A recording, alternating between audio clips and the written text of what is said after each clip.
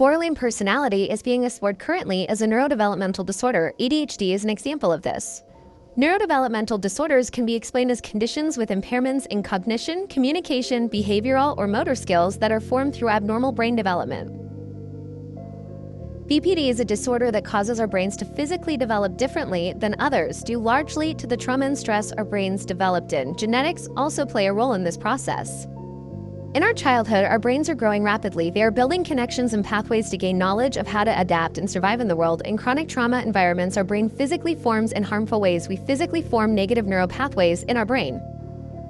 MRI scans have shown that BPD affects 3 parts of the brain: the amygdala, which regulates emotions, hippocampus regulates behavior and self-control, and the frontal cortex, which is rational thinking, planning, and decision-making. These parts were either smaller or had abnormal activity. Neurodivergent behaviors that overlap with BPD include executive functioning differences, emotional dysregulation, stimming, sensory overload, and systematizing, the need to organize the world around you.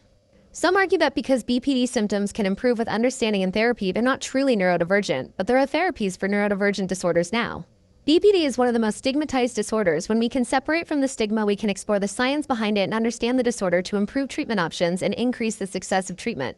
So what do you believe? Is BPD just an accumulation of bad traits, or is it a neurological disorder that develops in childhood? Leave your comments below.